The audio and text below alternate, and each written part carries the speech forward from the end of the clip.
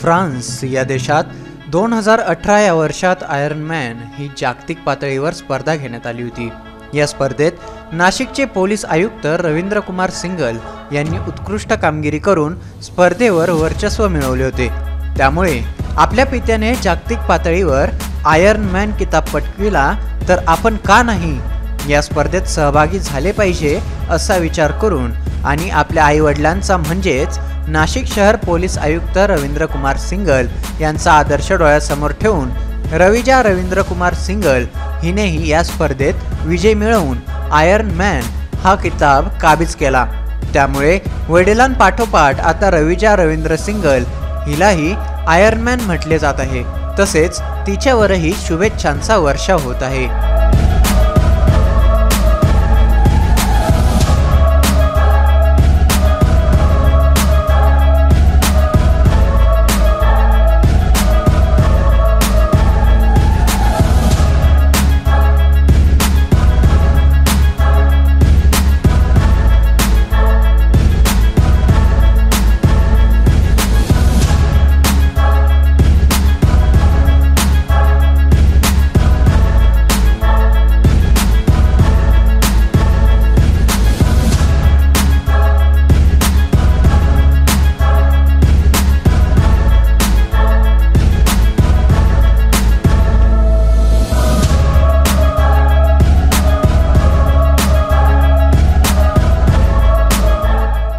काही वर्षापूर्वी छोटंसं रोपटं लावलेली संस्था आज एक वटवृक्षासारखी उभी दिसते।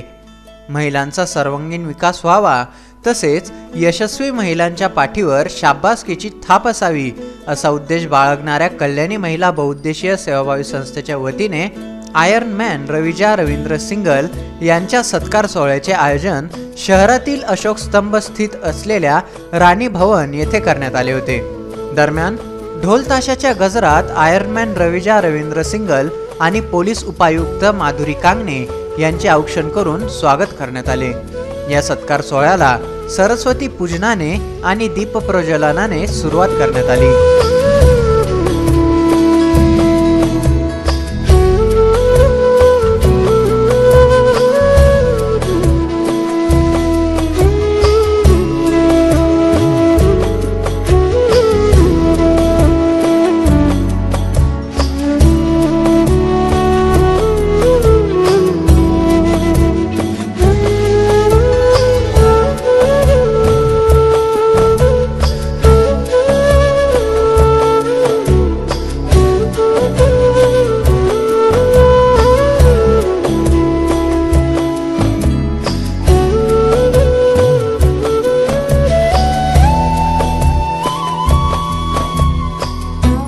कल्याणी महिला बहुउद्देशीय सेवाभावी संस्था आयोजित सत्कार सोहळ्याच्या व्यासपीठावर आयर्नमॅन पोलीस आयुक्त रवींद्र कुमार सिंगल यांची कन्या तथा आयर्नमॅन रविजा रवींद्र सिंगल, पोलीस उपायुक्त माधुरी कांगणे, संस्थेच्या संस्थापिका तथा अध्यक्षा सुनीता मोडक, मार्गदर्शक दीपाली चांडक, उपाध्यक्षा संजू मित्तल, सचिव अनु वराडे, कायदेशीर सल्लागार पूनम शिनकर, सातपूर विभागीय अध्यक्षा मथुरा मोरे आदी मान्यवर उपस्थित होते। एकंदरीतच आयर्नमॅन किताब पटकाविणाऱ्या आयर्नमॅन रविजा रवींद्र सिंगल यांचा परिचय उपस्थित महिलांना संस्थेच्या पदाधिकारी यांनी करून आयर्नमॅन स्पर्धेबद्दल माहिती दिली। 10वी आणि 12वीचे शिक्षण त्यांनी गोपी बिर्ला विद्यालय मुंबई येथे पूर्ण केलं। त्या राष्ट्रीय पातळीवरच्या जलतरणपटू आहेत। महाराष्ट्र राज्य शासनाकडून त्यांना अस्मिता पुरस्कार प्रदान करण्यात आला। सर्वात तरुण अशा खेळाडू ऑस्ट्रेलिया 2018 मध्ये आयर्नमॅन ही पदवी त्यांना बहाल करण्यात आली। दिल्ली येथे झालेल्या स्पर्धेमध्ये त्यांची आयर्नमॅन ही पदवी नक्कीच सार्थक ठरली, कारण त्यांनी 1.9 किलोमीटर स्विमिंग, 90 किलोमीटर सायकलिंग आणि 21 किलोमीटर रनिंग केली। त्याचबरोबर त्यांचा पुढचा विक्रम म्हणजे 3.8 किलोमीटर स्विमिंग, 180 किलोमीटर सायकलिंग आणि 42.2 किलोमीटर रनिंग अवघ्या 17 तासात त्यांनी पूर्ण केला आहे। अशी मोठी कारकीर्द त्यांची क्रीडा क्षेत्रामध्ये आहे। एवढंच नव्हे तर त्यांना संगीत, वाचन आणि लेखन याची सुद्धा तितकीच आवड आहे। आणि विशेष महत्त्वाचं म्हणजे आपले आयुक्त रवींद्र सिंगल यांच्या या कन्या आहेत। सो त्यांच्यासाठी एकदा सगळ्यांनी जोरदार टाळ्या त्यानंतर कल्याणी महिला बहुउद्देशीय सेवाभावी संस्थेच्या संस्थापिका तथा अध्यक्षा सुनीता मोडक यांनी सत्कार मूर्ती आयर्नमॅन रविजा सिंगल यांचा सन्मान चिन्ह, पैठणी आणि फुलगुच्छ देऊन यथोचित सत्कार केला। जो मान या सोहळ्याप्रसंगी देऊन थोरा मोठ्यांनी जो आशीर्वाद दिला त्याबद्दल संस्थेचे आभार मानत आयर्नमॅन रविजा सिंगल यांनी आपले मनोगत व्यक्त करीत आई वडिलांचे कौतुक करावेसे वाटते, त्यांचाच आदर्श डोळ्यासमोर ठेवून आज मी आयर्नमॅन झाले असे नमूद केले। सगळी महिलांना माझा नमस्कार। सगळ्यात पहिले माझं इंट्रोडक्शन तुम्हाला आधीच भेटलेलं आहे।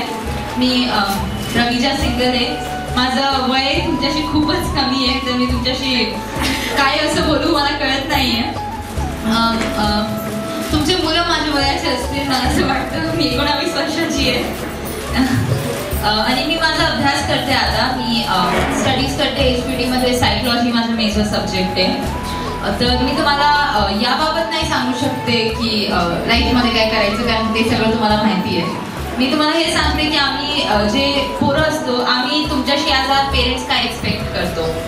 तर मला ही गोष्ट म्हणताना खूप गर्व वाटतं आणि दरवेळेला खूप गर्व वाटतं की मी जे काही आहे आज, जे मी इकडे बसून तुमच्याशी संवाद साधू शकते ते नुसतं एकच गोष्टीमुळे, ते माझे आई आणि माझे वडील। मी जे काही आहे मी त्यांच्यामुळे, कारण की त्यांनी मला एवढं सपोर्ट केलं, माझ्यावरती एवढं विश्वास ठेवलं, डोळे बंद करत माझ्यावर विश्वास ठेवलं की आम्ही आमची मुलगीला बाहेर पाठवू, तिला करू देऊ, स्पोर्ट्स करू देऊ, हे करू देऊ, जे तिला पाहिजे ते करू देऊ। आणि जेव्हा आमचे आई वडील आमच्यावरती ते सपोर्ट ठेवता आणि आमच्या मागे हात ठेवता की तू जा, तू कर, आम्ही बघून घेऊ, तर आम्ही जीवनामध्ये आयुष्यामध्ये खूप मोठी मोठी अशी अचीवमेंट्स करू शकतो।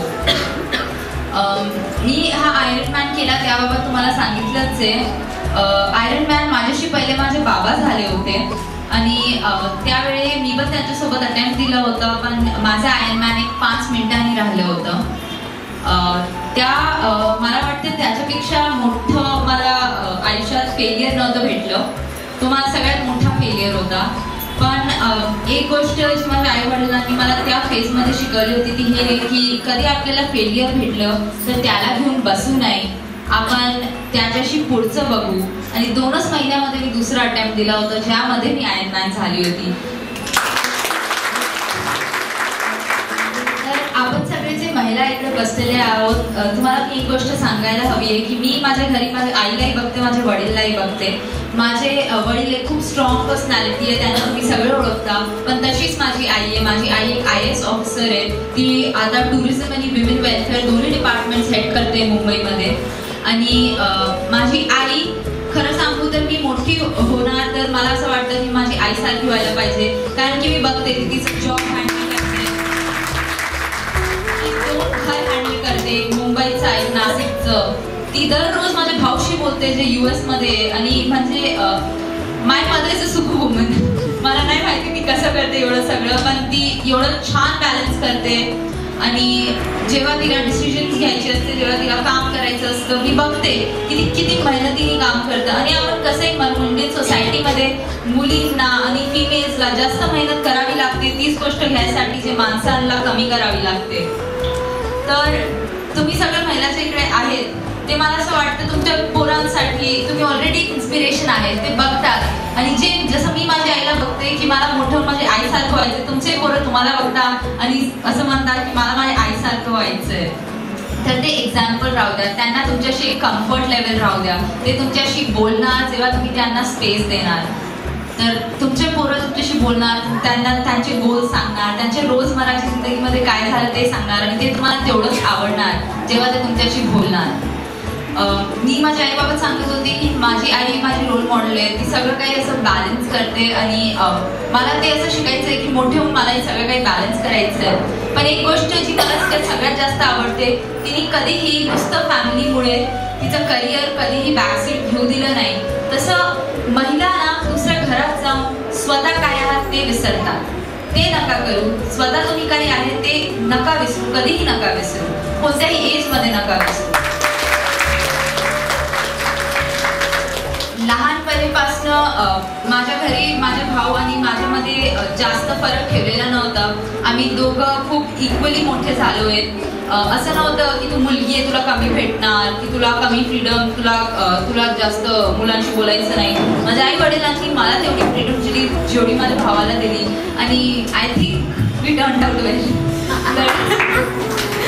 तुम्ही करून बघा, तुमच्या मुलांना तेवढी स्पेस द्या, त्यांच्यावरती भरोसा करा. जेव्हा पेरेंट्स भरोसा करता ना तर मुलं खुद काहीही रॉंग करत नाही. जेवढं तुम्ही त्यांना स्ट्रिक्ट एन्व्हायरमेंटमध्ये ठेवणार ना तेवढं त्यांचा फोन चेक करणार, घडी त्यांना विचारणार कोणाशी बोलली, काय बोलली, कशाबाबत बोलली, तर ते तुमच्याशी गोष्ट ठेवायला सुरुवात करणार. त्यांना फ्रीडम द्या, ते बोलणार तुमच्याशी. आणि मला असं वाटतंय तुम्ही सगळे इकडे आले आणि एवढी लहान वयाची मुलगीचं बोलणं ऐकलं तर त्याबाबत तुमचं खूप धन्यवाद. कल्याणी संस्थेचं धन्यवाद, त्यांनी माझं.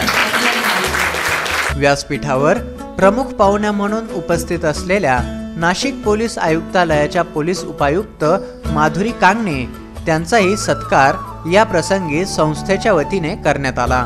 उपायुक्त माधुरी कांगणे आपल्या भाषणात म्हणाल्या की रविजाचे कौतुक करावे तेवढे थोडेच आहेत, कारण आपल्या वडिलांचा आदर्श घेत तिने परदेशातील स्पर्धेत सहभाग घेत खूप खडतर प्रवास करून आयर्नमॅन किताब पटकविला आहे. पुढे बोलताना त्या म्हणाल्या की 4 किलोमीटर पोहणे, 180 किलोमीटर सायकलिंग आणि 42 किलोमीटर धावणे असे स्वरूप असलेल्या या जागतिक स्पर्धेसाठी रविजाने खूप परिश्रम घेतले होते. ते मी डोळ्यांनी पाहिलेले आहे.